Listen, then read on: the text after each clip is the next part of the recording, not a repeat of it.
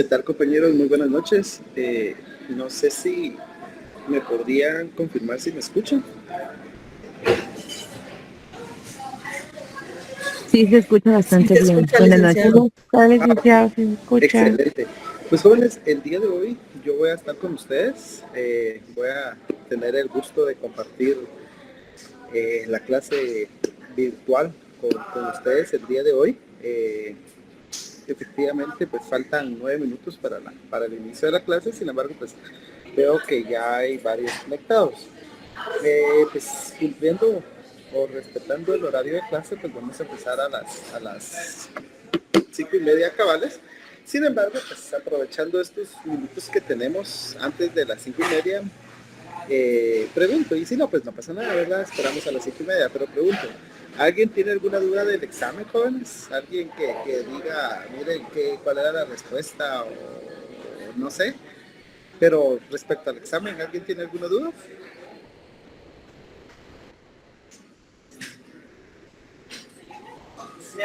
O no hay ninguna duda, todo bien, hasta esperar su nota.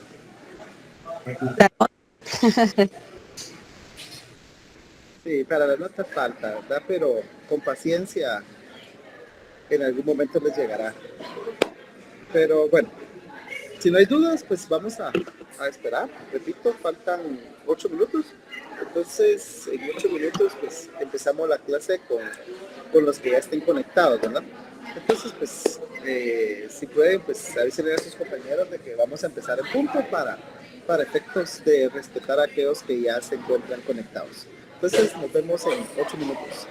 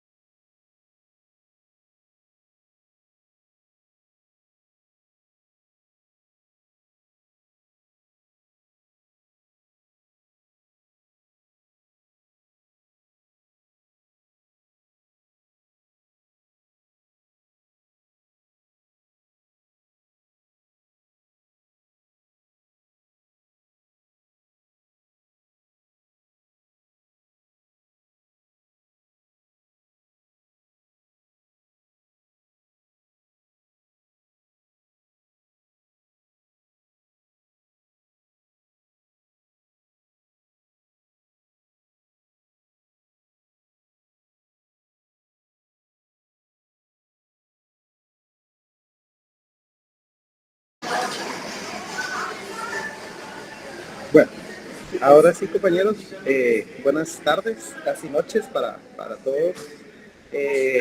Como les comenté a los compañeros hace un par de minutos, yo voy a tener el gusto de poder compartir la clase el día de hoy.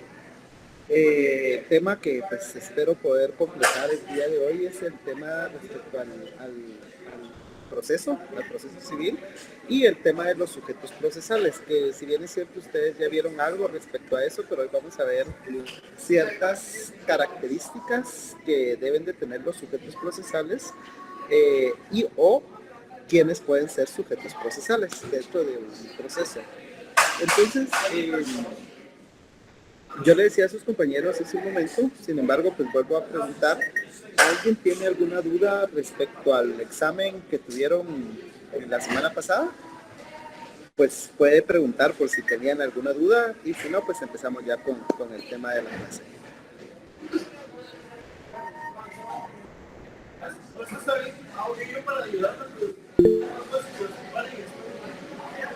¿No? Bueno, entonces voy a compartir pantalla, o ya se está compartiendo pantalla, creo yo. Al momento de compartir pantalla ya no puedo seguir viendo Meet, entonces no puedo ver si alguien levanta la mano o si alguien manda un mensaje. Por lo tanto, yo les agradecería que si alguien tiene alguna duda o desea que yo repita o desea que yo hable un poco más lento, por favor, encienda su micrófono y hable porque, repito, no voy a poder ver si alguien levanta la mano o si hace alguna pregunta en el chat. ¿Ok? Entonces... Licenciado, disculpe, buenas tardes. Solo será que le podría subir un poquito a su micrófono porque se oye muy poco. Vamos a ver si me acerco esto, ¿me escucha mejor o me escucha igual? Porque no sabría, aquí está, cómo subir volumen. Pues tiene todo el volumen activado. No sé si me escuchan igual o me escuchan. ¿Qué manda? Que sí se escucha, pero se escucha también el sonido ambiente que tiene usted, entonces Sí, se confunde. Lo siento.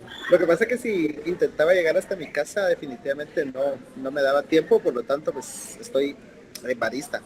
Entonces, definitivamente aquí hay gente, entonces lo siento, compañeros, pero definitivamente estoy aquí haciendo tiempo porque no me iba a dar tiempo de llegar hasta mi casa para poder dar la clase. Entonces, sí, lamento el sonido, pero como les repito, voy a intentar hablar lo más fuerte posible. Esto me lo estoy pegando lo más que puedo, porque si me lo quito, creo que me escucharían aún menos. O a lo mejor lo que voy a hacer es apagar mi pantalla, mi cámara. A lo mejor pues eso mejora un poco la señal o qué sé yo. Pero, insisto, si alguien no escucha bien o quieren que yo repita, me lo dicen y con mucho gusto vamos y sí voy a poder ver esto, miren qué chilero. Solo permítanme. Ok.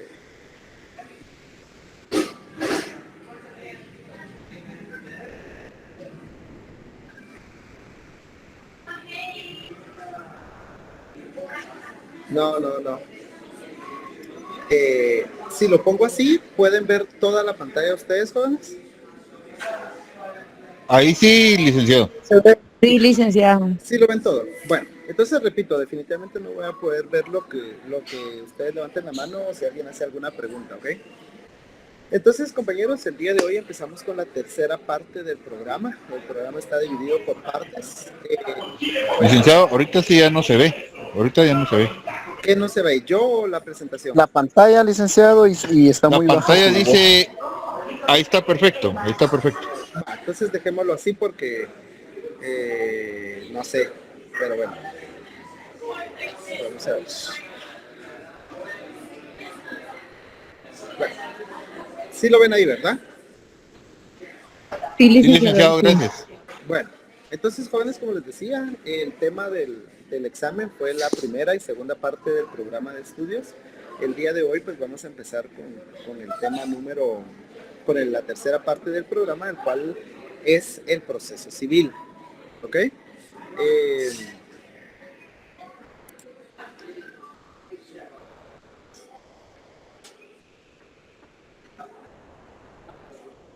Tenemos varias definiciones de lo que es el proceso civil. Permítanme, vamos a ver esto aquí.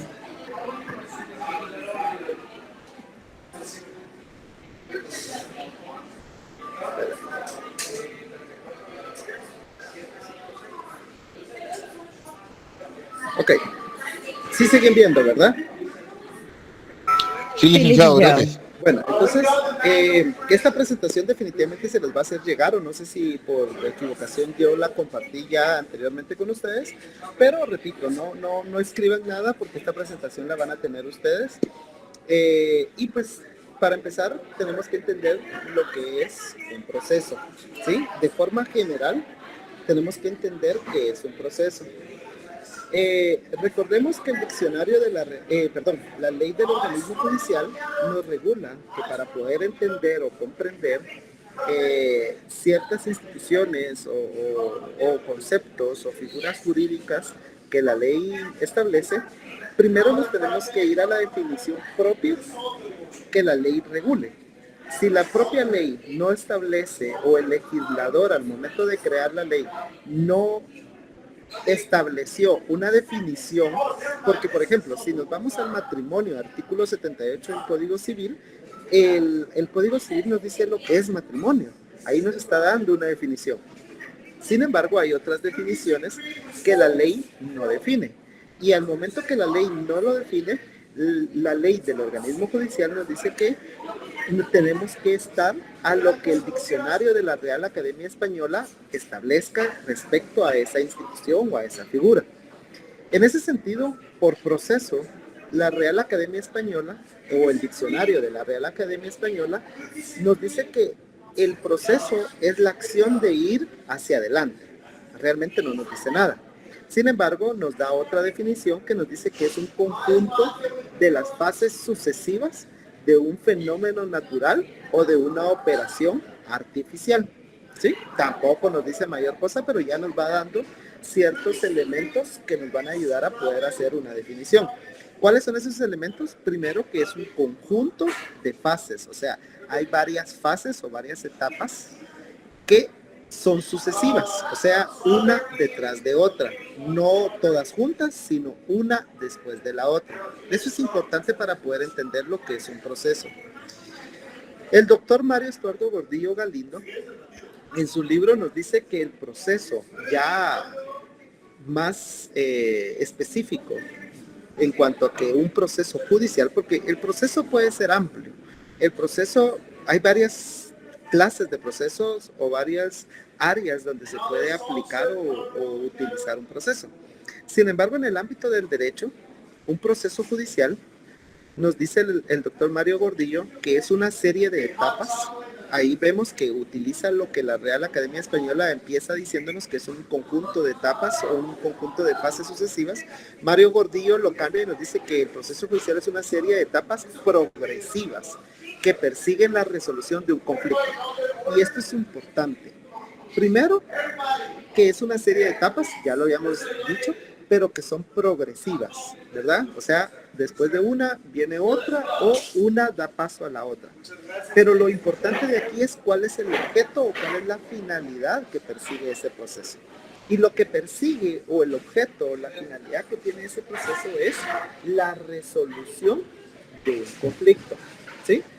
Y ahorita lo voy a explicar en un momento. Aunque yo creo que el Ligue Eduardo pues ya abordó esa situación con ustedes, yo también lo voy a tratar de hacérselos ver nuevamente. Por otra parte, Eduardo Couture, que es uno de los juristas más importantes dentro del ámbito del derecho, nos da una definición un poco más amplia y un poco más descriptiva, pudiéramos decir, o desarrollada respecto a lo que es un proceso, y nos dice que proceso es la secuencia o serie de actos que se desenvuelven progresivamente con el objeto de resolver mediante un juicio de autoridad el conflicto sometido a su decisión. Entonces aquí vemos que sigue utilizando los elementos que ya nos dijo la Real Academia Española y los elementos que Mario Estuardo Gordillo establece en su libro, y repite que dice que es una serie de actos, o en este caso Gordillo y el diccionario de la Real Academia Española dicen fases y en el otro dice etapas, que se desenvuelven progresivamente. Volvemos a lo mismo, no se desarrollan todas juntas, sino que van tras de otra o una después de otra, con el objeto de resolver un conflicto sometido a su decisión. Pero aquí nos da un elemento importante, Cotío, que dice mediante un juicio de autoridad. Y entonces tenemos que entender quién tiene esa facultad o quién está investido de esa autoridad para poder resolver el conflicto. ¿Ok? Y por su parte, Guillermo Cabanelas, que es uno de los libros más utilizados y más importantes que hay dentro del ámbito del derecho, nos dice que de proceso es el litigio sometido a conocimiento y resolución de un tribunal, causa o juicio criminal. Así lo establece él. Pero aquí, si se dan cuenta, nos resuelve la duda de lo que decía Eduardo Couture, porque nos dice Eduardo Couture que proceso es la secuencia o serie de actos que se desenvuelven progresivamente con el objeto de resolver un conflicto. Pero ¿cómo se va a resolver ese conflicto? Mediante un juicio de autoridad. ¿Y quién tiene esa autoridad? Cabanelas nos lo dice. Y Cabanelas nos dice que quien tiene esa facultad de conocer y resolver es un tribunal, ¿sí? Entonces, con base en eso, nosotros podemos armar nuestra propia definición. Y esta definición que yo les pongo aquí es la definición que yo, Osman Sandoval, la digo. No es que yo me la haya inventado, por supuesto que no. Es la definición más básica y es la que todos nos aprendemos y todos nos memorizamos cuando estamos estudiando derecho, pero es la que yo utilizo para poder definir de forma general lo que es un proceso. Y proceso se define como una serie de etapas progresivas, ordenadas y concatenadas que persiguen la resolución de un conflicto. Hay quienes dicen que proceso es un conjunto de pasos y algunos licenciados, cuando ustedes ya estén en su privado o estén en otras clases, en otras áreas o en otros cursos, les va a molestar que digan ustedes pasos. Entonces tratemos de evitar decir pasos. Lo correcto es decir etapas o fases, ¿ok?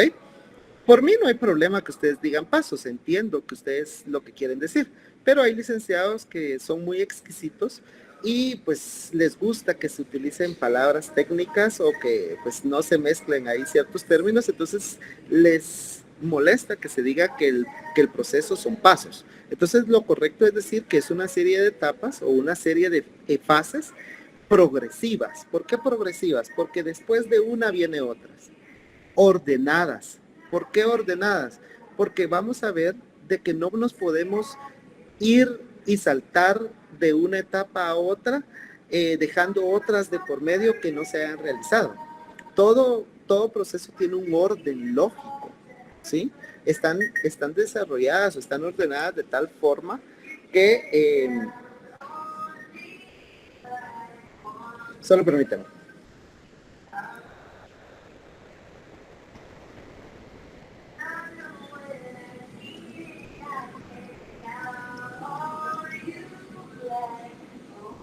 Ok, perdón. Entonces les decía, son progresivas porque después de una viene otra, ¿verdad? O sea, se van desarrollando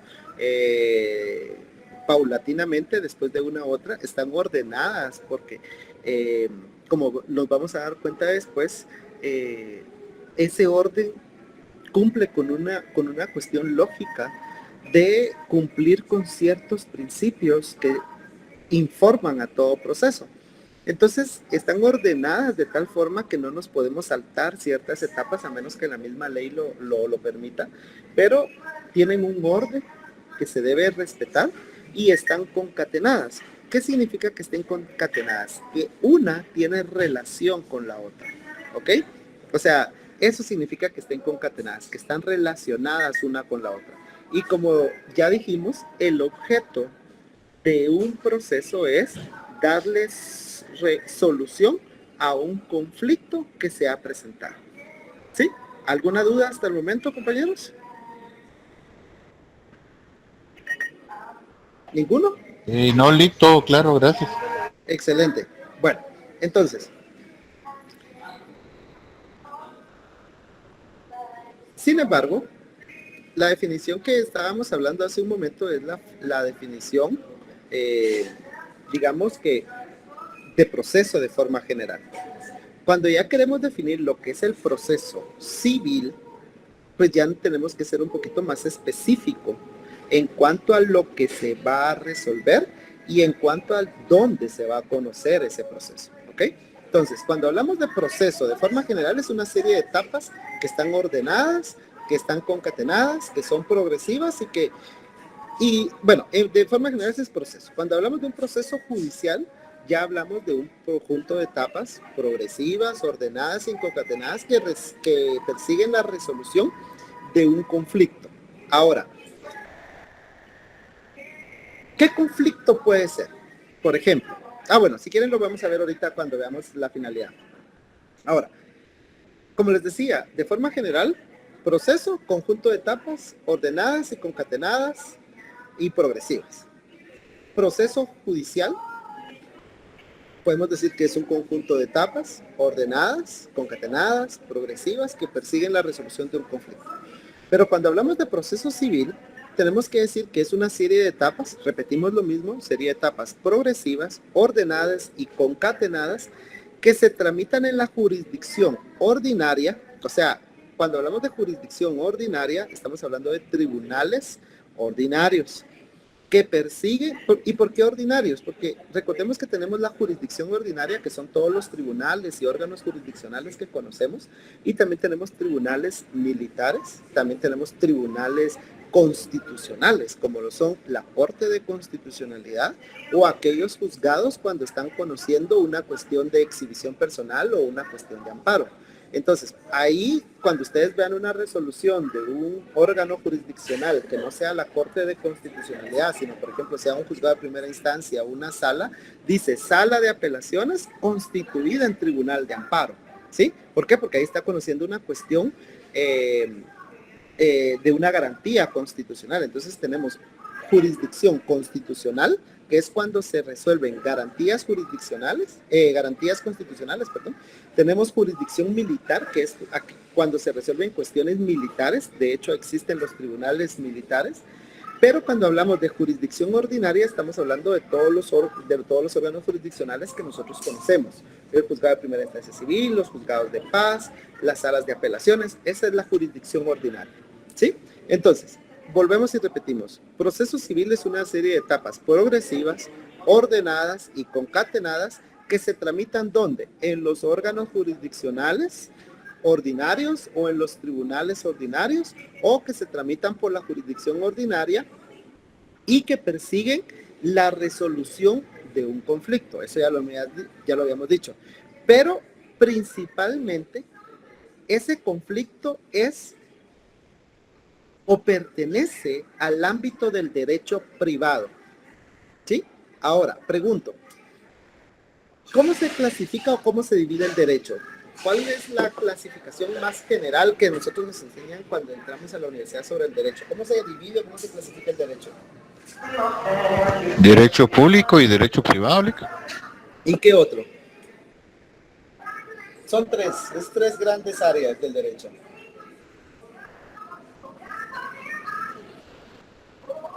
¿No? Bueno, y el derecho social.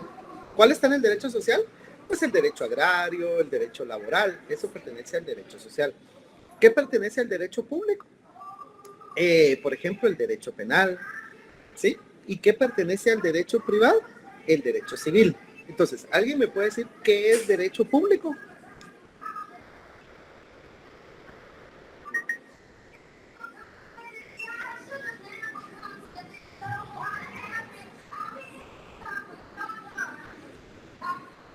El Estado, ¿no? Por favor, ¿qué pertenece o qué es lo que va a regular el derecho público? La administración. Aquella rama del derecho que regula la relación Estado particular. Ok, muy bien. ¿Y qué es el derecho privado entonces, compañero? Sería la que regula la relación particular. Ok, eso está perfecto y está bien que lo digamos así. Sin embargo, les voy a sacar un poquito de esa idea y indicándoles de que eso es una verdad a medias. ¿Por qué?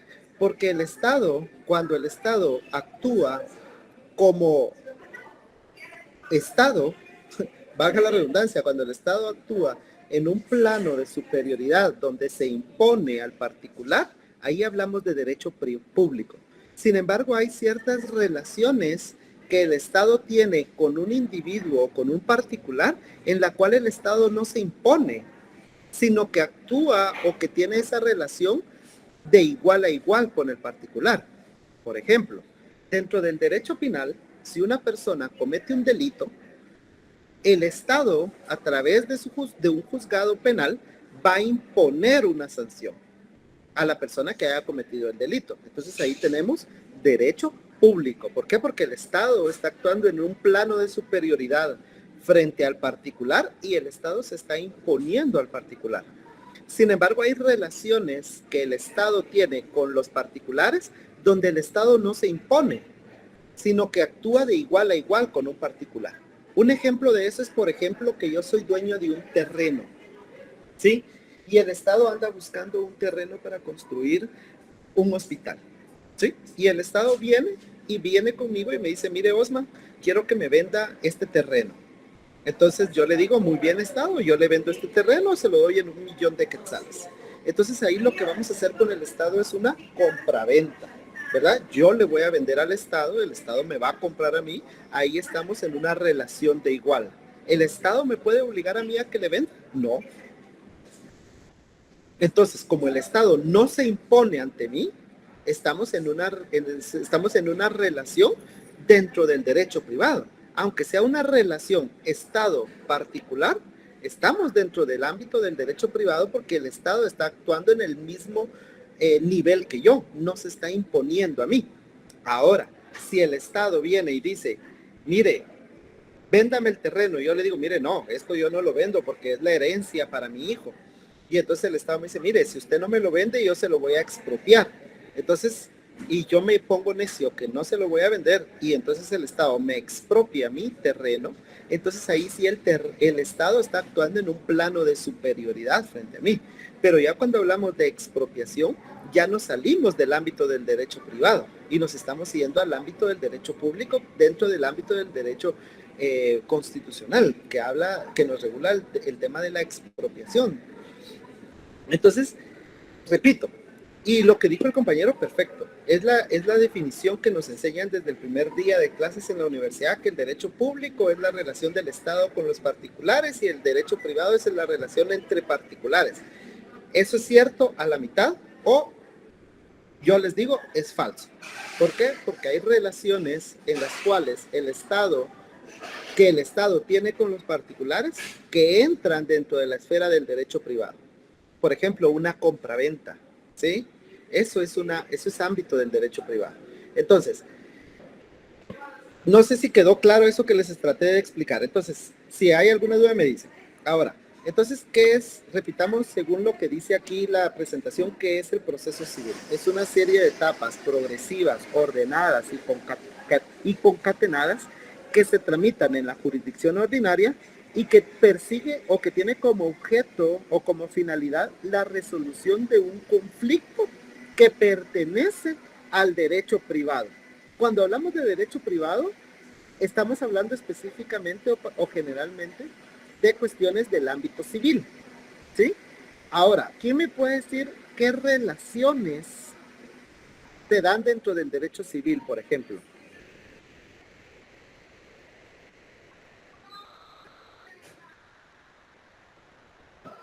Relaciones entre particulares, licenciado. Por eso, pero dígame una relación que se dé entre dos particulares. Las familiares. Un matrimonio, por ejemplo, un divorcio. Cuestiones del patrimonio pueden ser, cuestiones de la propiedad. Las familiares. También, pero ahora recordemos que exactamente, ¿verdad? Ahora familia ya es una cuestión que ya se volvió prácticamente autónoma, no obstante que continúa teniendo una relación bastante cercana al derecho civil. Familia, que se sigue viendo aquí porque ustedes no llevan un curso de derecho de familia, entonces las cuestiones de familia como alimentos, divorcio y cuestiones así se siguen viendo dentro del curso de derecho civil y procesal civil. Sin embargo, ya el tema de familia, si bien es cierto, es privado, es civil, sin embargo ya es autónomo. Pero efectivamente, cuando hablamos de derecho privado, cuando hablamos de derecho civil, para no entrar a tanta cuestión, podemos decir que efectivamente estamos hablando de cuestiones de familia, como el parentesco, la propiedad, estamos hablando también de herencias, cuestiones de derechos reales, ¿recuerdan ustedes? O los contratos. Por ejemplo, yo vengo y hago un contrato con alguno de ustedes. Recordemos que en el Código Civil se regulan cuáles son los contratos en particular, ¿sí? ¿Y qué contrato nos regula el Código Civil? ¿Quién me puede decir 2, 3 contratos que se regulen en el Código Civil?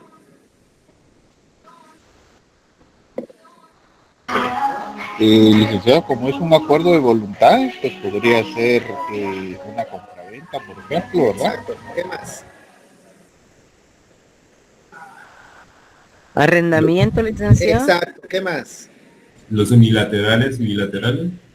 Sí, pero en específico, los contratos en particular que regula el Código Civil, ¿cuáles están? Arrendamiento, compraventa, ¿qué más? Mutuo, comodato. Donación. Mutuo, ¿qué más? Comodato. Comodato. La permuta. Exactamente. La permuta. Ahora voy a explicar lo que estábamos viendo aquí.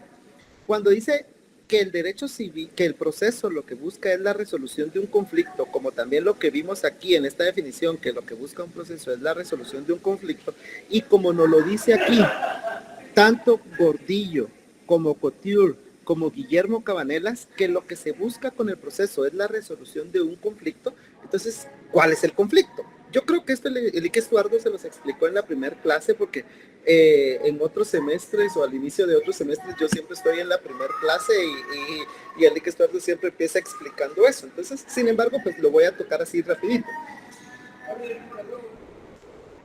Cuando existe una relación entre dos personas y que esa relación tiene efectos jurídicos, porque por ejemplo una amistad entre alguno de ustedes y yo, o entre dos personas entre ustedes, no tiene efectos jurídicos porque es una amistad. La ley no regula nada relativo a la amistad, ¿verdad?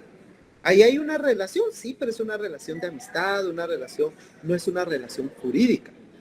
Cuando hay un vínculo entre dos personas, pero ese vínculo está regulado por la ley, entonces ahí tenemos una relación jurídica, ¿sí? ¿Por qué? Porque esa relación tiene efectos jurídicos. Por ejemplo, el matrimonio. Cuando dos personas se casan, a partir de ese momento, ahí ya hay efectos jurídicos, ¿sí? Porque hay el matrimonio, la ley lo regula y establece cuáles son los efectos jurídicos de que dos personas se casen, ¿sí?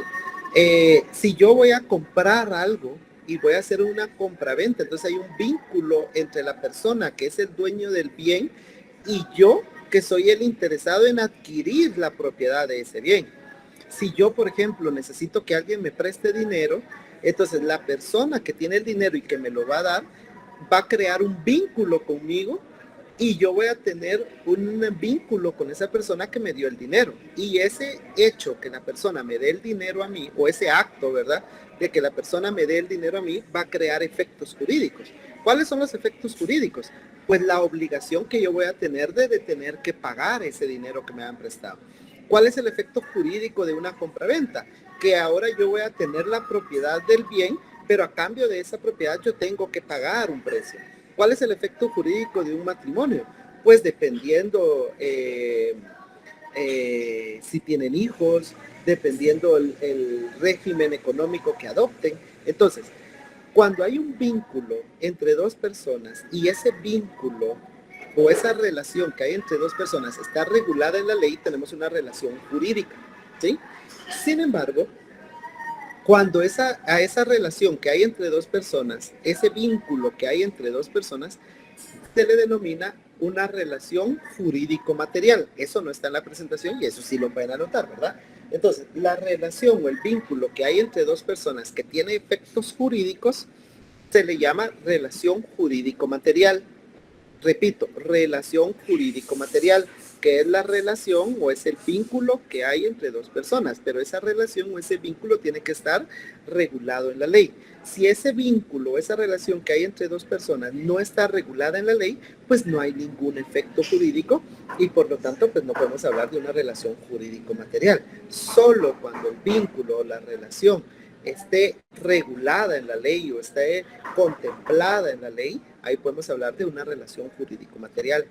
Sin embargo, recordemos de que como personas, como seres sociales que somos, generalmente, o no generalmente, sino que en algunas ocasiones, no se cumplen con las obligaciones que tenemos respecto a esa relación jurídico-material. Por ejemplo, suponiendo que yo me caso, porque gracias a Dios soy soltero todavía, pero suponiendo, sí tengo hijos, pero soy soltero, suponiendo que yo me caso, ¿va? Y no paso pensión alimenticia. Entonces, ¿hay un vínculo? Sí, que es el matrimonio. Ese vínculo, esa relación es la relación jurídico-material. Pero en el momento que yo dejo de cumplir con mi obligación, que es dar una pensión alimenticia, ahí surge un conflicto. ¿Sí? ¿Cuál es el conflicto que surgió o que se dio? Que yo no cumplí con mi obligación de dar una pensión alimenticia. Entonces, en el momento que existe ese conflicto, se tiene que poner de conocimiento de un juez para que el juez sea quien resuelva ese conflicto. ¿Ok? ¿Y cómo va a resolver el juez ese conflicto? Pues embargándome el sueldo o embargándome los bienes. Ahí el juez va a garantizar el cumplimiento de mi obligación que yo tengo. Por ejemplo, si yo compro una casa o alguno de ustedes me dice, mire, yo tengo una casa y se la vendo. Entonces yo le digo, va, yo se la compro. Pero mire, yo no tengo los 100,000 que vale la casa. ¿Sabe qué? Le voy a ir pagando mensualmente. Entonces ahí ya se creó un vínculo entre usted y yo. Usted vendedor, yo comprador, tenemos una relación jurídico-material. Pero en el momento que yo dejo de pagar la mensualidad que le acordé, porque acordamos que le iba a dar 10 mensualidades de 10,000 para llegar a los 100,000 que vale. Y yo le pago la primera cuota, le pago la segunda, pero la tercera ya no se la pago, la cuarta no se la pago, la quinta no se la pago. Entonces, en el momento que yo dejo de cumplir con mi obligación, surge un conflicto. Y entonces el acreedor, que es la persona a quien se le debe, va a presentar ese conflicto ante un juez y le va a decir, mire, señor juez, tengo un problema, tengo un conflicto. Hay una relación jurídico-material entre Osman y yo, y él no está cumpliendo con su obligación. Entonces tengo ese problema, tengo este conflicto, necesito que usted lo solucione. ¿Sí? Otro ejemplo, por ejemplo, yo alquilo una casa.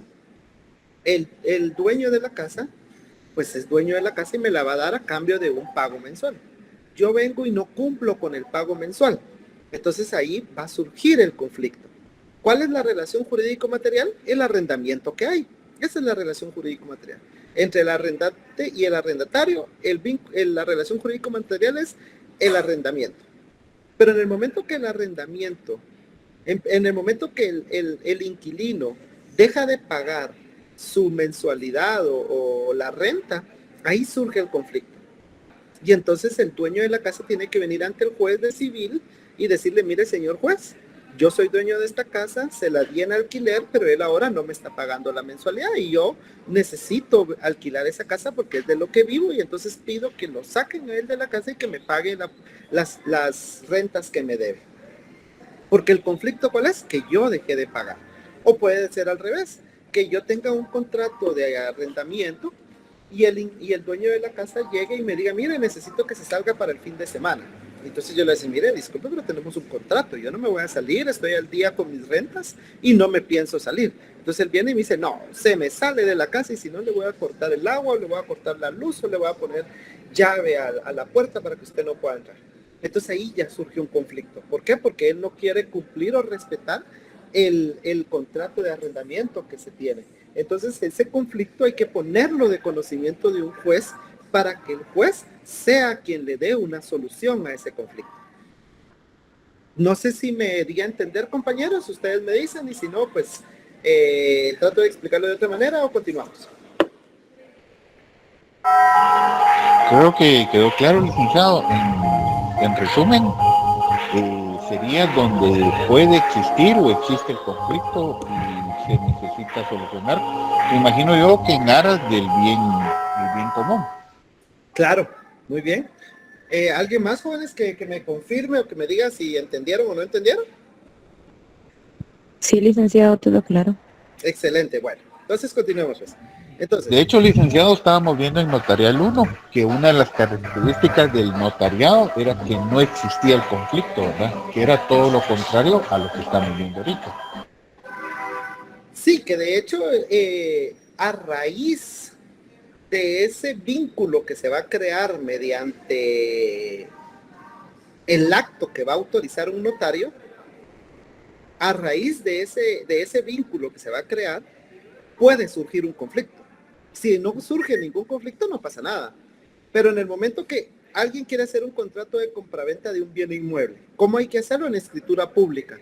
¿Por qué? ¿Por qué en escritura pública? Porque la compraventa es solemne, por eso va en escritura pública.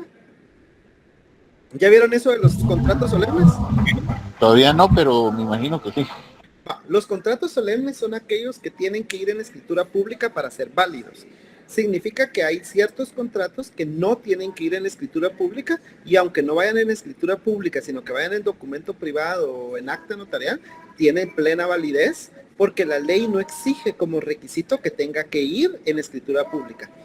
Ahora, aquellos contratos que la ley exige o obliga que tienen que ir en escritura pública para ser válidos se les llama solemnes.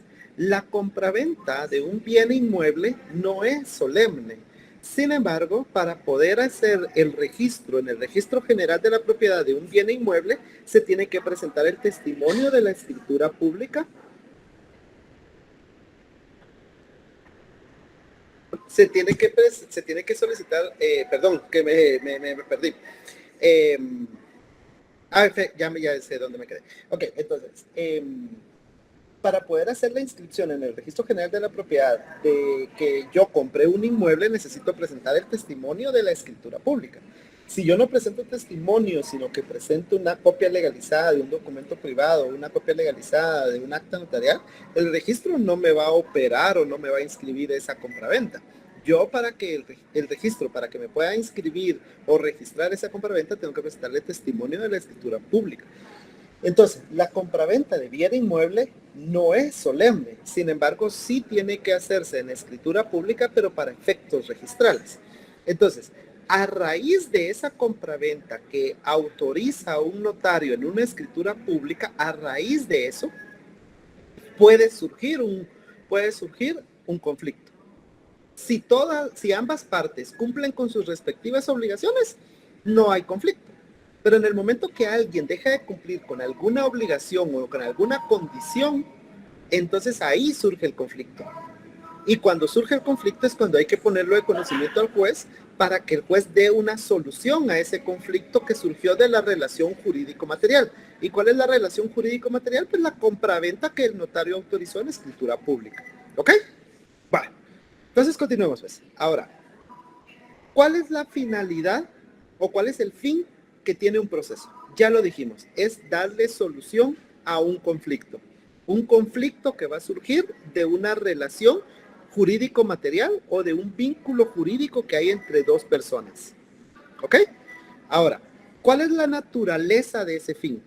Ya dijimos que el fin es darle una solución al conflicto. Pero ese fin o esa finalidad que tiene el proceso tiene dos naturalezas, una privada y una pública. La pública, como ya lo dijo el compañero, es buscar la paz social, ¿verdad? Que todas las personas puedan vivir en armonía, en paz, sin estar peleando, porque ese es el objeto. Recordemos cuál es el objeto del Estado, cuál es la finalidad o cuál es el fin teleológico del Estado, el bien común. Y el bien común incluye la seguridad y la paz. Entonces, el Estado, a través de los juzgados, va a lograr el bien común creando las condiciones necesarias para que exista paz social. Entonces, esa es la naturaleza del fin desde el ámbito público. Ahora, desde el ámbito privado, la naturaleza del fin es que el demandante va a satisfacer una pretensión Y para el demandado es garantizar que se va a respetar la ley y que no va a existir un abuso de autoridad imponiéndole a cumplir con condiciones o con obligaciones que de conformidad con la ley no debe de hacer, ¿sí? Entonces, ¿para qué sirve el proceso? Para que exista paz social, pero también existe o también tiene como objeto el proceso satisfacer que una persona, garantizar que una persona pueda satisfacer sus pretensiones, pero también va a buscar que la persona que ha sido demandada pueda ser obligada a cumplir con las obligaciones, valga la redundancia, pero siempre garantizando que se respeten sus derechos. Recordemos que dice el artículo 12 de la Constitución.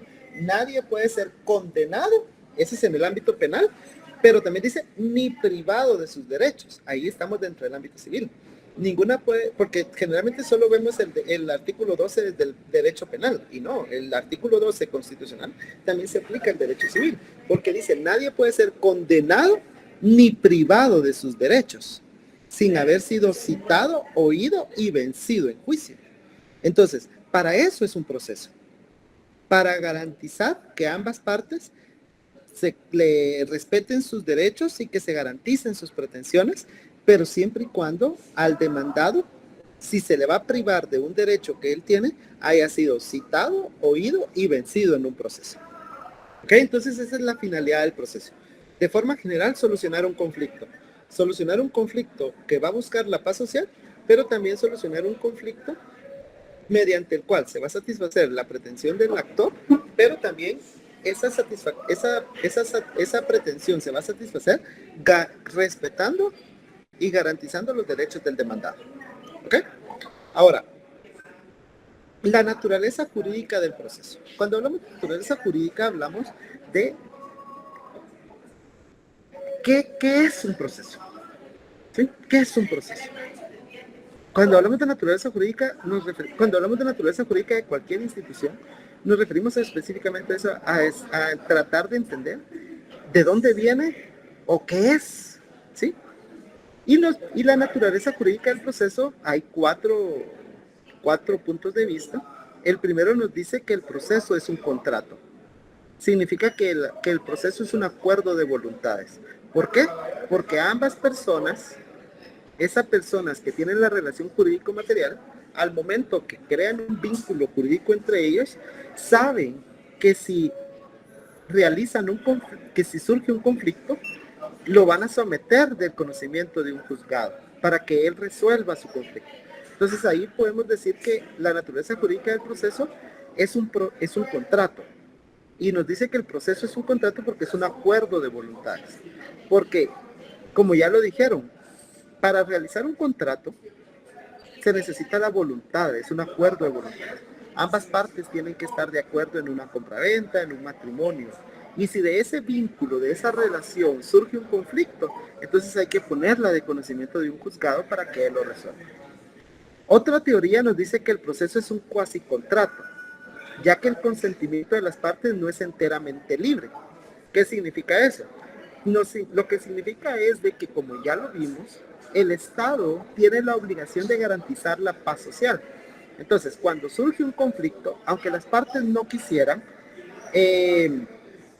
se tiene que darle solución a través de un contrato, porque si no, no hay paz social. Entonces aquí, si bien es cierto, hay un consentimiento de las partes para crear la relación jurídico-material, sin embargo, no es del todo libre ese consentimiento, ya que al momento de surgir un conflicto están obligados a someterlo al conocimiento de un juez. Otra teoría de la naturaleza jurídica del proceso es que nos dice que el proceso es una relación jurídica. ¿Por qué es una relación jurídica? Porque está regulada en la ley. La ley regula qué situaciones se deben de poner de conocimiento de un juzgado. Y por último nos dice que el proceso es una institución. ¿Por qué nos dice que el proceso es una institución? Porque si nos damos cuenta, como ya se los dije, el proceso de forma general se puede dar en diferentes formas. El proceso por ejemplo, si yo quiero hacer un pastel, tengo que llevar una serie de pasos, una serie de etapas, una serie de fases, como usted le quiera decir, para poder hacer un pastel. Comprar los ingredientes, batir los huevos, comprar la harina, revolver los ingredientes, meterlo al horno. Cada cosa o cada fase tiene un orden, ¿sí? No voy a meter el molde del pastel vacío y después hago la masa y después se le echo al molde caliente. No, primero hago la masa, se le echo al molde, el molde con la masa la echo al horno, espero el tiempo necesario, lo saco, espero que se enfríe, lo saco del molde y después me lo como. Como ustedes se dan cuenta, ya hay una serie de etapas que están ordenadas, que están concatenadas y que tienen un orden lógico. Entonces, ese es un proceso. Para poder hacer un pastel es un proceso. Y los procesos se dan en todos los ámbitos de la vida. Pero cuando hablamos específicamente de los procesos jurídicos, nos estamos hablando de que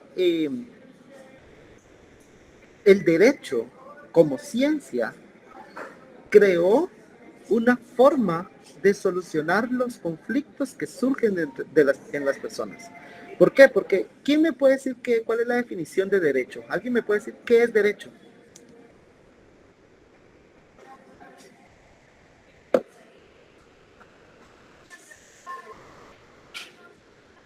Compañeros, ¿sí me están oyendo, no? O se cortó la... Adelante. ¿Qué es proceso? ¿Qué es derecho, jóvenes? Es el conjunto de normas que rigen en la sociedad, licenciado. Ok, ¿alguien más? El conjunto de normas jurídicas que regulan la conducta externa del ser humano en sociedad. Muy bien. Un conjunto de normas y principios que regulan la conducta externa en la sociedad. Excelente. Yo diría, derecho es una ciencia. Para empezar, es una ciencia. Es una ciencia que está conformada por el conjunto de normas jurídicas, principios, instituciones y doctrina, y se los dije el otro día en la clase, o fue a los de penal. Ay, ya me confundí. No, yo creo que fue a ustedes. Ay, no sé.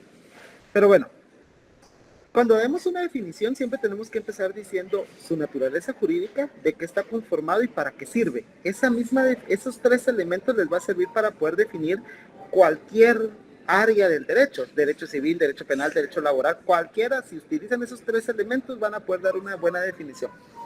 Primero, decir que es una ciencia. Segundo, decir de qué está conformado. Y siempre va a estar conformado de normas jurídicas, de principios, instituciones, características y doctrina. ¿Y cuál es el objeto? Del derecho en general, como ya lo dijeron, regular las relaciones de las personas en la sociedad, por ejemplo. ¿Sí? Esa sería una forma de decirlo. Ok, ahora, las relaciones entre las personas, cuando es una relación jurídica, como ya lo dijimos, va a surgir, a veces, no siempre, pero a veces surgen conflictos. ¿Y cómo se soluciona ese conflicto? Entonces el derecho, que es aquel encargado de regular las relaciones de las personas o de regular la conducta de las personas, dijo, bueno, al momento que entre dos personas se relacionen y surja un conflicto entre ellos, ¿cómo solucionamos ese conflicto? Entonces se dijo, bueno, hay que solucionar el conflicto a través de un proceso. Y entonces el derecho, la ciencia del derecho creó esa institución. Que cuando hablamos de instituciones podemos decir que el RENAP es una institución, que la PGN es una institución, que el INAV es una institución. Esa es una clase de instituciones cuando estamos hablando de órganos administrativos. Sin embargo, la otra clase de instituciones es cuando se crean figuras jurídicas o abstracciones o conceptos que la ley crea y que el derecho crea y que el mismo derecho va a tratar de definirlo.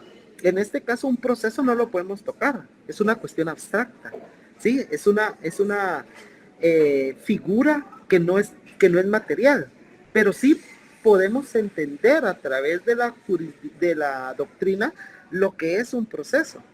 Y entonces esa es una institución, son figuras, son conceptos creados por la ley o creados por la doctrina. Por ejemplo, el matrimonio. El matrimonio es ¿qué dice el artículo 78 del Código Civil? El matrimonio es una institución social.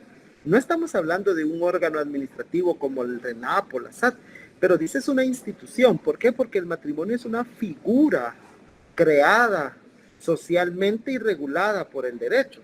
Pero el matrimonio no lo podemos tocar el certificado de matrimonio, podemos tocar a las personas que se casan, pero en sí no hay algo concreto que digan esto es el matrimonio, ¿sí? Solo es una figura, solo es una idea que tenemos de lo que es el matrimonio.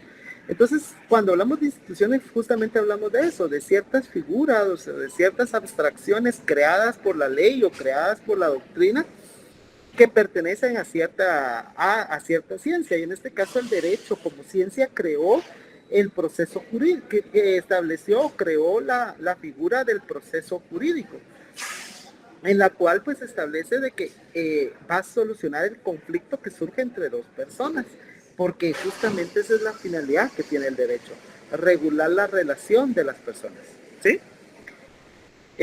Bueno, continuemos pues. Ahora, clases de procesos. Hay 4 clases de procesos. Fíjense, pues, 4 clases de procesos. ¿O cómo podemos clasificar a los procesos? Perdón, repito, porque lo dije mal. No es que hayan 4 clases de procesos, sino hay 4 clasificaciones. ¿O cómo se clasifican los procesos? De 4 formas. Por su contenido, por su función, por su estructura y por la subordinación. Repito, ¿cómo se clasifican los procesos? Por su contenido, por su función, por su estructura y por la subordinación. De conformidad con su contenido, los procesos son, dependiendo al derecho objeto del litigio. En este caso, por su contenido, podemos decir que tenemos procesos civiles, procesos penales, procesos laborales, procesos administrativos, ¿sí?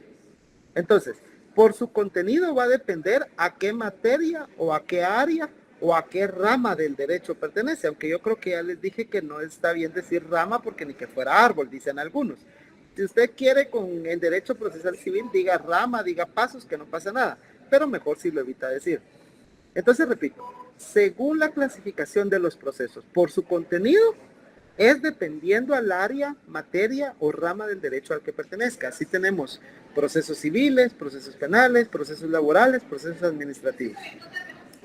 Por su función, en este caso por su función los procesos son cautelares, de conocimiento y de ejecución.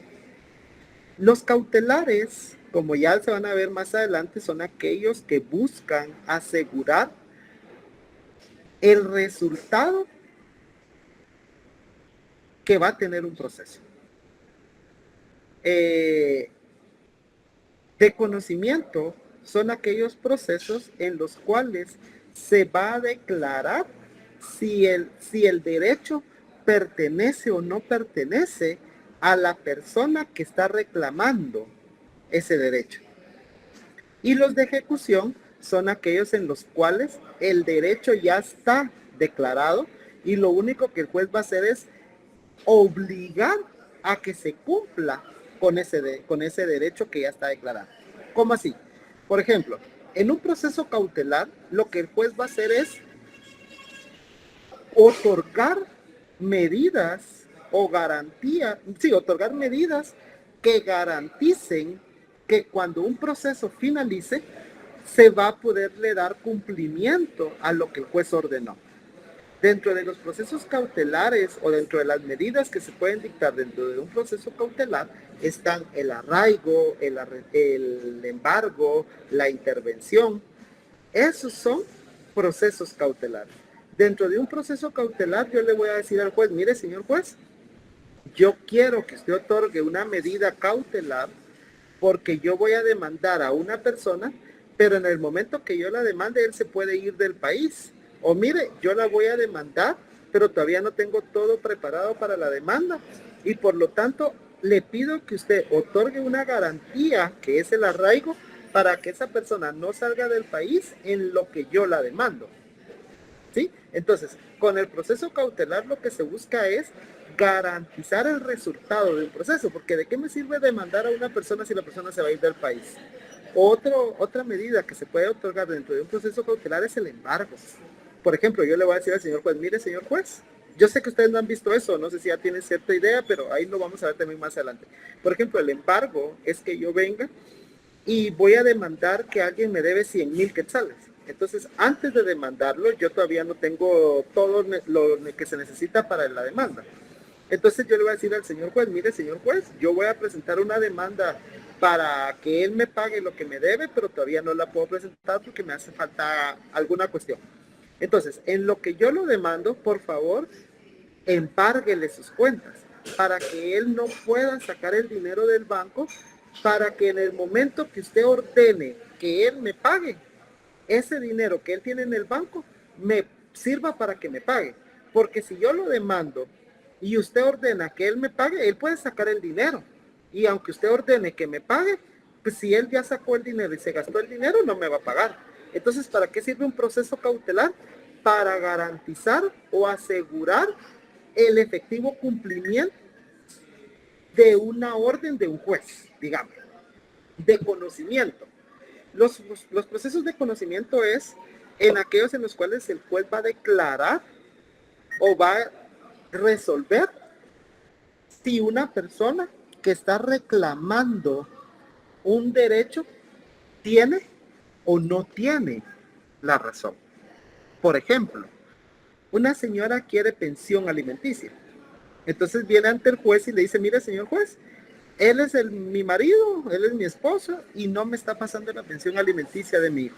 Yo quiero que usted le diga a él que tiene la obligación de pasarme pensión alimenticia. Entonces en el proceso de conocimiento el juez lo que va a hacer es declarar si la señora tiene o no el derecho de que le paguen esa pensión alimenticia que ella está reclamando. ¿Sí? El juez va a decir, mire, sí señor, usted como esposo tiene obligación de pasarle una pensión alimenticia. Señora, efectivamente usted tiene el derecho de recibir una pensión alimenticia y de ahora en adelante usted va a recibir 1,000 quetzales mensuales. El juez solo, en los juicios de conocimiento, el juez va a declarar un derecho. ¿Sí? O puede ser que la señora venga y diga, mire señor juez, fíjese que yo quiero que mi marido me pase 10,000 quetzales de pensión alimenticia. Entonces el juez va a decir, mire señora, disculpe, pero usted tiene derecho a una pensión. Lo que no tiene derecho es al monto que usted tiene, que está pidiendo. Entonces ahí el juez va a declarar con lugar o sin lugar el derecho que se le está pidiendo al juez que declare. Y en los procesos de ejecución es cuando el derecho ya fue declarado. Por ejemplo, en el juicio de conocimiento la señora le va a decir al juez que le fije una pensión alimenticia. Entonces el juez va a decir, señora, efectivamente declaro que usted tiene derecho a recibir una pensión y le tiene que pasar una mensualidad de 1,000 quetzales. Pero si el señor deja de pagar una pensión, entonces la señora lo va a demandar en un juicio de ejecución para ejecutar esa demanda. Entonces la señora va a venir y le va a decir, mire señor juez, usted declaró que yo tenía derecho a la pensión, pero él no ha cumplido con pagarla. Y entonces el juez le va a decir, señor, yo ya había declarado en un juicio de conocimiento que usted tenía que pasar una pensión. Al día de hoy usted debe 5 meses, por lo tanto, pague esa pensión. Ahí está ejecutando la sentencia, ¿sí? Entonces, por su función tenemos procesos cautelares, procesos de conocimiento y procesos de ejecución. Por su estructura tenemos contenciosos, que es cuando hay un conflicto, que es realmente lo que es un proceso, porque un proceso ¿para qué es? Para resolver un conflicto. Si no hay conflicto no tendría sentido un proceso. Sin embargo, existen de conformidad con la ley los procesos voluntarios, que son aquellos en los cuales no hay un conflicto, pero la ley establece que se deben de poner de conocimiento del juez para que el juez pueda decidir si es válido o no lo que se está pidiendo. ¿Sí? Ya se van a ver cuando ustedes vean los casos de jurisdicción voluntaria. Pero yo lo que quiero que entiendan aquí nomás, para no ahondar tanto en esto, porque ya son las 6:30, es de que por su estructura los procesos pueden ser contenciosos o voluntarios. Son contenciosos cuando hay un conflicto y son voluntarios cuando no hay un conflicto, pero la ley obliga que se tiene que poner un asunto de conocimiento del juez para que el juez pueda dar una resolución o dictar una resolución dentro de esa relación que hay o dentro de esa situación que se está dando. Y por su subordinación. Tal vez un ejemplo de cada uno para que quede un poquito más claro. ¿Qué manda? Tal vez un ejemplo de cada uno para que quedara un poquito más claro. Permítame. Vamos a ver. ¿Tienes su código civil en la mano? Licenciado, así como el de los voluntarios, ese no me quedó muy claro. Sí, ahorita vamos a ver. ¿Tiene su código procesal civil en la mano?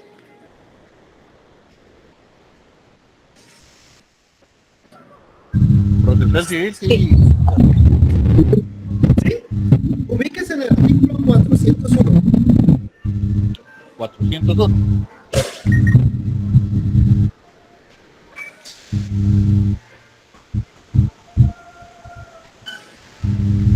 ¿Ya?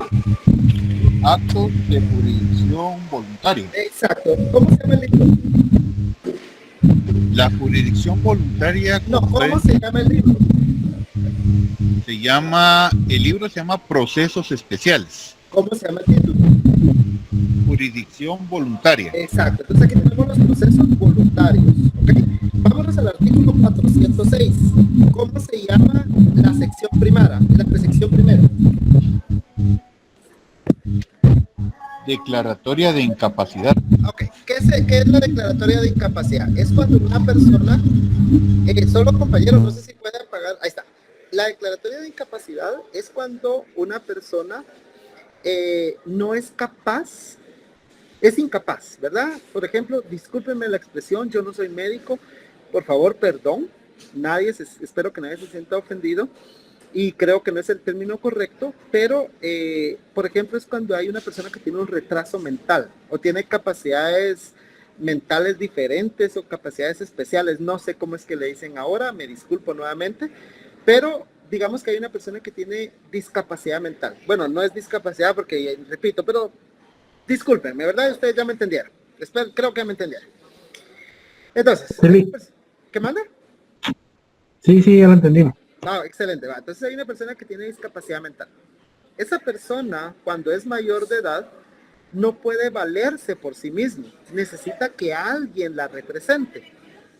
Y para eso se tiene que hacer un proceso para que un juez declare si la persona efectivamente tiene un retraso mental y necesita a alguien que lo represente legalmente o si no lo tiene. Y a eso se le llama declaratoria de incapacidad. ¿Hay un conflicto ahí? No, no hay un conflicto. Porque realmente no ha habido nada donde alguna persona haya dejado de cumplir con sus obligaciones o con sus condiciones o con la condición que tiene, ¿sí? Pero para que una persona, en este caso un papá, pueda representar legalmente a su hijo mayor de edad, necesita que un juez declare que ese mayor de edad tiene una incapacidad mental. Entonces ahí no hay un conflicto, pero para que esa persona legalmente sea su representante legal, necesita que un juez lo declare. ¿Sí? ¿Hay conflicto? Repito, no hay conflicto. Porque no hay una relación jurídico-material, entonces no puede haber conflicto. ¿Pero es necesario? Sí. Entonces, si yo como papá, que Dios me guarde, tengo un hijo que tiene un retraso mental, si yo quiero, voy ante el juez para que declare la incapacidad. Para que lo declare interdicto. ¿Recuerdan ustedes de eso del interdicto? Pero si yo no quiero, pues no lo hago. Pero si yo necesito, por ejemplo, que a mi hijo, su abuelo, le deje una herencia y diga, ay, mi hijo, a mi nieto, pobrecito, tiene un retraso mental, le voy a dejar una herencia de 1,000,000 de quetzales. ¿Mi hijo con retraso mental puede saber qué hacer con ese dinero? No. ¿Quién lo tiene que representar? Pues yo, que soy su papá. Pero legalmente, siendo él ya mayor de edad, ¿lo puedo representar? No. A menos que un juez declare que yo voy a ser su representante legal. Porque si el juez declara que yo no tengo la capacidad o no puedo ser su representante legal, no lo puedo hacer, no puedo disponer del dinero que es de él. Ahora, si el juez dice que yo sí soy su representante legal, ¿Me escuchan? Porque alguien me puso ahí que apagué mi micrófono, pero no lo he apagado. Excelente. Entonces, repito, si mi hijo tiene 1,000,000 de quetzales, o por ejemplo a mi hijo le dejan una herencia, una casa, ¿sí? Una casa. Pero esa casa es una mansión, ¿sí? Y no la podemos tener, o se necesita ese dinero de esa casa para poder pagar sus gastos médicos. Yo no soy el dueño de la casa. ¿Quién es el dueño de la casa? Mi hijo. ¿Mi hijo la puede vender? No, porque una compraventa es una declaración de voluntad. ¿Y él tiene la capacidad para saber lo que está haciendo? No. Entonces él no tiene capacidad mental. Entonces al no tener capacidad mental, necesita que alguien tome las decisiones por él. En este caso yo vengo y le digo al señor juez, mire señor juez, mi hijo es discapacitado mental, mi hijo no tiene capacidad mental para poder decidir sobre sus propios bienes, por lo tanto le pido que usted lo declare incapaz y que me nombre a mí como su representante legal. Y entonces ya yo, siendo el representante legal, ya puedo en representación de él o en nombre de él vender esa casa y con ese dinero pagar sus gastos médicos. Pero repito, ¿hay un conflicto ahí? No, porque si yo quiero la casa se queda ahí. Y él pues no le va a importar ni va a saber que hay una casa que es de él. ¿Me explico? Ahora, un contencioso era lo que ya habíamos hablado, es cuando hay un conflicto entre dos personas. Se da por pagos, yo dejo de cumplir con mi obligación de los pagos y entonces como yo ya no pagué, ahí surgió un conflicto y por lo tanto se tiene que poner de conocimiento del juez para que el juez resuelva ese conflicto que es el incumplimiento por parte mía de los pagos. No sé si les aclaré o los confundí más. Sí, licenciado. En otras palabras, el voluntario es cuando se necesita que un juez declare un derecho para poder...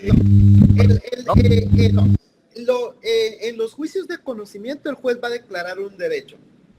En los juicios de ejecución es hacer efectivo el derecho que ya fue declarado. Cuando hablamos de contenciosos estamos hablando que hay conflicto y en los voluntarios no hay conflicto. Y como ya les enseñé, oportunamente lo vamos a ver. Es que no quiero hablar tanto de eso porque si no ahí vamos a perder el tiempo. Y hoy no es el tema de hablar de los juicios de jurisdicción voluntaria. Si ustedes ven su programa de estudios, se van a dar cuenta que más adelante en el curso se va a hablar sobre los juicios de jurisdicción voluntaria. Pero si ustedes ven en el 401 en adelante están los juicios de jurisdicción voluntaria. Por ejemplo, en el 406 tenemos la declaratoria de incapacidad. En el artículo 411 tenemos la ausencia y muerte presunta. En el 418 tenemos disposición relativa a la administración de bienes de menores incapaces y ausentes. En el artículo 426 tenemos el divorcio y la separación. Ahí también tenemos una cuestión de jurisdicción voluntaria. ¿Por qué? Porque las personas voluntariamente han decidido separarse. No hay un conflicto. Porque conflicto es cuando una de las dos se quiere separar y la otra no. Se quieren divorciar. Hay un matrimonio y una de las dos se quiere divorciar o bien no se ponen de acuerdo en cómo van a cómo quedar con el divorcio. Entonces, como no se ponen de acuerdo, hay un conflicto. Entonces, ahí tenemos un proceso contencioso. Creo que este era más fácil de explicarlo. Entonces, en un divorcio, aquí está un minuto para explicar eso. En un divorcio, hay dos formas de divorciar. Cuando las dos partes están de acuerdo, es voluntario. Porque los dos están de acuerdo. Lo único que necesitan es decirle al juez, señor juez, queremos divorciarnos. El juez les va a preguntar, ¿están de acuerdo los dos? Sí, muy bien. Entonces se divorcian. Es lo que hoy se conoce como divorcios express, aunque realmente no existe tal cuestión, pero así se les conoce como divorcios express, porque usted presenta su demanda hoy y en 15 días, 8 días, usted ya está divorciado y ni siquiera se presentan al juzgado, sino que por Zoom es la audiencia. Entonces, en un proceso voluntario, las dos partes están de acuerdo en divorciarse, las dos partes están de acuerdo a quién le quedan los hijos, las dos partes están de acuerdo qué hacer con los bienes, las dos partes están de acuerdo con la pensión alimenticia y por lo tanto es voluntario. Lo único es que necesitan la autorización de un juez para dar por terminado su matrimonio. Ahora, un divorcio contencioso o un proceso contencioso sería cuando en un matrimonio las personas o una de las dos se quiere divorciar y la otra no quiere, o bien las dos se quieren divorciar pero no se ponen de acuerdo a quién le quedan los hijos, no se ponen de acuerdo para quién son los bienes, no se ponen de acuerdo de cuánto es la pensión alimenticia que se va a dar. Entonces, como ahí sí hay un desacuerdo, ahí hay un conflicto, entonces eso es contencioso, porque ahí hay una pelea, no, que el hijo es conmigo, no, que mis hijos se quedan conmigo, no, que no se te voy a dar pensión, no, que eso te voy a dar 1,000, no, que yo quiero 5,000. Entonces, como ahí hay un conflicto, ahí hay una pelea, es un contencioso, para que el juez decida a quién le quedan los hijos, qué hacer con los bienes y cuánto pasar de pensión. En cambio, en el voluntario las personas ya están de acuerdo. Lo único está de que para legalmente dar por finalizado su matrimonio, un juez lo tiene que autorizar. ¿Estamos? Pero repito, a partir del artículo 401 en adelante van a encontrar cuáles son los procesos de jurisdicción voluntaria y hay una parte del programa que aborda eso y oportunamente durante el transcurso del semestre pues se va a hablar sobre ese tema, ¿ok? Bueno, y por último tenemos por su subordinación los procesos principales y los procesos incidentales o accesorios. Los principales son aquellos, como ya los vimos, cautelares, de conocimiento o de ejecución, ¿sí? Esos son los procesos principales.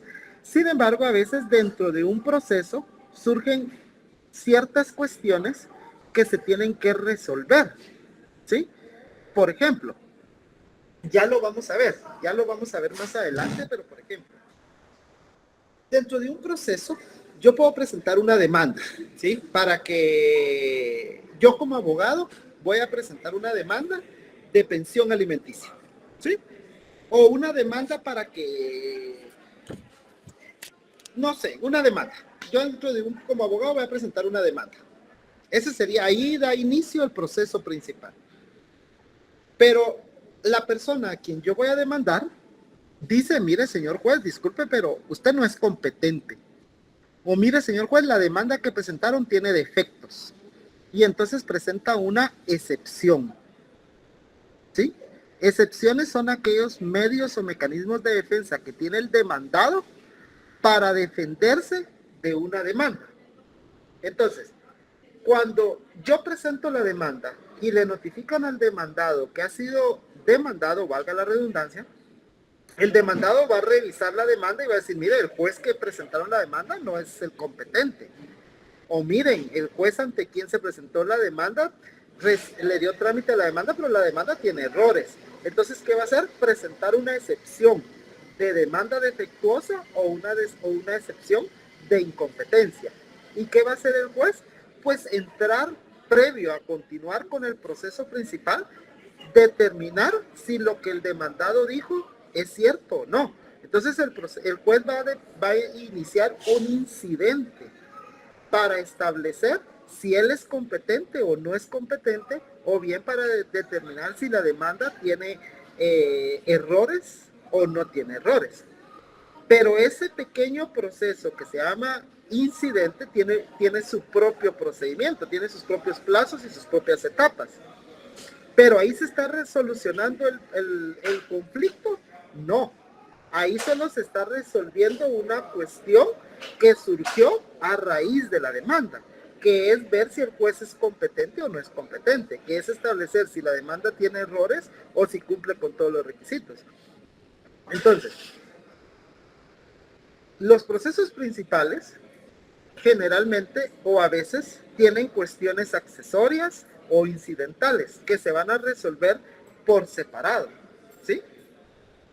Con que usted me entienda eso, estoy feliz. Ya cuando veamos las excepciones, ya usted va a terminar de entender qué es un proceso incidental o qué es un proceso accesorio. ¿Ok? No sé si antes de continuar, ¿le sigo? O ustedes me dicen si tienen alguna duda, la trato de resolver.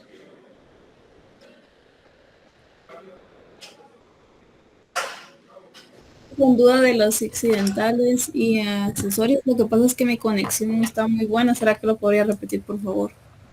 Ok, pues como le decía, un proceso principal es aquel que va a resolver el conflicto que hay entre dos personas. Sin embargo, dentro de ese proceso que va a tratar de resolver el conflicto que hay entre dos personas, van a surgir ciertas cuestiones que se tienen que resolver por separado. antes de continuar el proceso o junto con o mientras se soluciona el proceso principal o mientras se le da una solución al conflicto, hay que resolver alguna cuestión incidental que se da. Por ejemplo, ya le decía, si yo, por ejemplo, presento una demanda para que alguien me pague, ¿cuál es el conflicto? Que no me han pagado. ¿Cómo va a resolver el juez ese conflicto? Pues ordenando que me pague. ¿Sí? Ese es el proceso principal. Que el juez determine si me tienen que pagar o no me tienen que pagar. Sin embargo, si en el momento que yo presento la demanda, yo no tengo capacidad o la presenté en un juez que no era el competente, la persona que ha sido demandada puede presentar una excepción diciendo, mire, señor juez, esa demanda es defectuosa, o mire, señor juez, hay incapacidad, o mire, señor juez, usted no es competente. Entonces, el objeto principal del juicio, ¿cuál es? Ver si me va a pagar o no. Pero dentro de ese proceso principal, que era que me paguen, el juez tiene que establecer si la demanda cumple los requisitos o no los cumple. Entonces, esa es una cuestión accesoria al proceso principal. ¿Por qué? Porque ahí no se está resolviendo el conflicto. Ahí solo se va a ver si él es el competente o no es el competente, si la demanda llena los requisitos o no los llena. Pero para poder establecer si el juez es competente o no es competente, o si la demanda llenó los requisitos o no los llenó, la ley establece que esa cuestión, esa excepción, se tiene que resolver mediante un procedimiento que se llama incidente, que lo regula la ley del organismo judicial. Entonces, ese incidente es una cuestión accesoria, es una cuestión que surgió del proceso principal o de la solución de la resolución de fondo que se le quiere dar al conflicto que se puso de conocimiento del juez. Como le repito, con que usted entienda que existen procesos principales y procesos incidentales, yo estoy feliz. Ya cuando veamos más adelante y estemos viendo ya el proceso ordinario y veamos cuáles son las excepciones y cómo se resuelven las excepciones, ahí va a entender usted que realmente es un incidente. Ahorita pues yo estoy tratando de dar una idea, pero repito, si aún no me termina de comprender o de quedar un poco clara la idea, puedo tratar de explicarlo de otra forma, pero repito, no sabría más cómo poderlo explicar, más que decirle que el proceso principal es aquel que va a resolver el conflicto que se puso de conocimiento del juez. Pero dentro de ese proceso que va a resolver el conflicto, van a surgir ciertas cuestiones que se tienen que resolver por separado, antes de continuar con el proceso o junto con el proceso. Entonces, esa cuestión que surgió, que no es el conflicto principal, pero que surgió del conflicto y que hay que darle una solución, pero que no es el conflicto principal, a eso se le llama un proceso incidental o accesorio. Es accesorio porque no es el proceso principal, no está solucionando el conflicto principal que se está tratando de resolver, pero hay que conocerlo porque es parte del proceso y si no se soluciona eso, el proceso no puede continuar. No sé si tal vez ahí le traté de aclarar o la confundí más. Muy claro, licenciado, muchas gracias, mi amor. Espero que sí, aunque no la vi convencida, pero digamos que sí. ¿Ok? Bueno. Gracias, licenciado. Va, muy bien. Ahora, las fases del proceso. El proceso tiene 3 fases, principalmente tiene 3 fases, la iniciación, el desarrollo y la conclusión. Esas son las fases principales de un proceso. Ya cuando veamos el juicio ordinario, vamos a ver cuáles son las etapas del juicio ordinario. Cuando veamos el juicio oral, vamos a ver cuáles son las etapas del juicio oral. Cuando veamos el juicio sumario, vamos a ver cuáles son las etapas del juicio sumario y así cuando veamos cada uno de los juicios ejecutivos. Pero de forma general, todo proceso tiene 3 fases. La iniciación, el desarrollo y la conclusión. La iniciación consiste en la demanda y en la contestación de la demanda que hace el demandado. El desarrollo del proceso o la fase del desarrollo del proceso es donde se van a ver qué pruebas tiene cada uno. Y la conclusión es cuando ambas partes presentan sus alegatos, es decir, presentan le explican al juez por qué cada uno tiene la razón, y la sentencia, que es la resolución que el juez dicta para dar solución al conflicto que hay. Ok, ahora, ¿dónde voy? Aquí. Aquí está. Bueno, recordemos que todo proceso de conformidad con la ley tiene dos instancias, primera instancia y segunda instancia.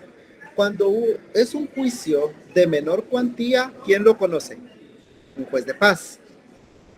Pero si se dicta una sentencia dentro de ese proceso de menor cuantía, el juez de paz dicta una sentencia y yo como parte no estoy de acuerdo en esa sentencia, puedo apelar esa sentencia, ¿sí? Y entonces el juez de paz conoció en primera instancia. Cuando yo apelo, ya no es el juez de paz el que va a conocer esa apelación. La apelación es un recurso que yo como parte tengo cuando no estoy de acuerdo con una resolución, ¿sí? Y entonces esa resolución con la que yo no estoy de acuerdo la va a revisar un juez superior o un juez de alzada. Y si vemos la estructura o el orden jerárquico de los tribunales en Guatemala, tenemos que hasta abajo están los juzgados de paz y superiores a los jueces de paz están los juzgados de primera instancia. Entonces, cuando un juez de paz dicta una sentencia, el juez de paz conoció en primera instancia y el juez de primera instancia va a revisar la resolución del juez, y entonces el juez de primera instancia es la segunda instancia. Aunque se llame juzgado de primera instancia, cuando el juzgado de primera instancia conoce una apelación de una sentencia de un juez de paz, el juzgado de primera instancia que está conociendo en la segunda instancia. Pero eso es en los juicios de menor cuantía. En un juicio de mayor cuantía, ¿quién conoce? El juzgado de primera instancia. Cuando el juzgado de primera instancia dicta la sentencia y yo como parte no estoy de acuerdo con esa sentencia y apelo o presento un recurso de apelación en contra de esa sentencia va a ser revisada por un tribunal superior al juzgado de primera instancia. ¿Y cuál es el tribunal superior al juzgado de primera instancia? Una sala de apelaciones. Entonces, el juzgado de primera instancia conoció en primera instancia, como su nombre lo dice, y la sala de apelaciones va a conocer en segunda instancia. ¿Ok? Y la ley establece que en Guatemala únicamente hay dos instancias. Al juez que conoce en primera instancia se le conoce como juez ad quo, y al juez que conoce en segunda instancia se le conoce como juez ad quem. Al juez que conoce en segunda instancia también se le conoce como juez de alzada, ¿sí? Para que haya o para que un proceso pase a segunda instancia se tiene que presentar un recurso de apelación. Sin embargo, tenemos algo que se llama casación y el amparo. La casación es un recurso extraordinario que hace que cuando una resolución que fue dictada por el juzgado de primera instancia pase a una sala de apelaciones porque yo no estuve de acuerdo con esa sentencia y la sala de apelaciones resuelve esa apelación, pero si yo sigo sin estar de acuerdo en esa resolución que dictó la sala, yo tengo la oportunidad de presentar un recurso que se llama casación, y la casación la va a conocer la Cámara que corresponde, en este caso la Cámara Civil de la Corte Suprema de Justicia. Pero si el juzgado de primera instancia fue la primera instancia y pasa a una sala de apelaciones y la sala de apelaciones es la segunda instancia, pero si yo no estoy de acuerdo con esa sentencia de la sala de apelaciones y presento casación y pasa a una a una Cámara de la Corte Suprema de Justicia, estaríamos hablando de una tercera instancia. Pero en realidad no es así, porque la casación no es un recurso ordinario, la casación es un recurso extraordinario, y la casación no siempre procede, solo procede en ciertas situaciones, y entonces la casación no es una tercera instancia, ¿sí? Sino que es un recurso extraordinario. Y el amparo también se da, por ejemplo, cuando yo no estoy de acuerdo, por ejemplo, con una resolución de la sala de apelaciones y presento un amparo, o después de la casación me voy al amparo, y entonces van a decir, bueno, del juzgado de primera instancia pasó a la sala, de la sala pasó a la Cámara y de la Cámara ahora pasa a la Corte de Constitucionalidad. Hay 4 instancias. No, porque el amparo no es un recurso. Para que algo sea una segunda instancia se tiene que presentar un recurso de apelación. El amparo no es un recurso. El amparo es una garantía constitucional que va a prevenir una violación a un derecho constitucional, como el derecho de defensa, el derecho al debido proceso. Si hay una violación al derecho de defensa o hay una violación al debido proceso, entonces yo puedo ir ante la Corte de Constitucionalidad y decir, mire, me están violando mis derechos constitucionales. Y entonces ahí presento yo una acción de amparo. Pero el amparo no es un recurso, es una garantía constitucional.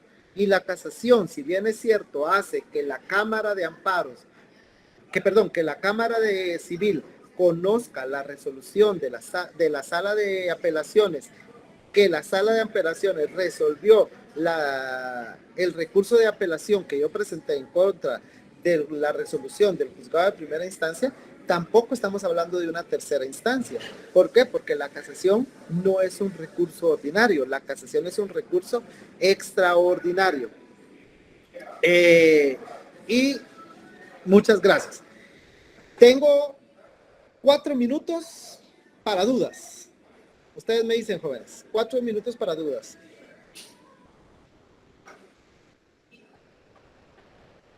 Lick, perdone, no sé si en algún momento lo mencionó, pero estas diapositivas las podrá compartir. No, no las puedo compartir, compañeras, porque me costaron mucho hacerlas y no las puedo compartir. Son mentiras. No, por supuesto, compañera, usted bien lo indicó desde el inicio de la clase, dije de que se las iba a compartir y que por eso no se preocuparan en estar anotando, que pusieran atención y lo que no esté en la presentación pues sí anotarlo, pero lo que esté en la presentación no pierda tiempo anotándolo porque yo les voy a compartir la presentación. Me mató Lick, pero es que no puede estar al principio. No tenga pena, yo comprendo, pero es broma, ¿vale? Disculpe.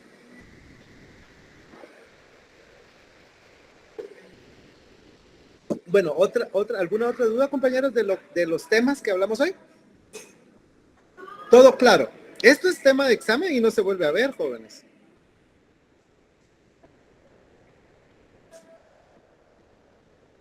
En la clase del viernes se va a ver, vean el programa de estudios, lean su código procesal civil y mercantil, pero se va a ver el tema de la capacidad procesal, de la representación legal y necesaria, se va a ver el tema del litisconsorcio, de la representación judicial, de la asistencia técnica. Entonces traten de leer su código para que sea más fácil pues avanzar en los temas.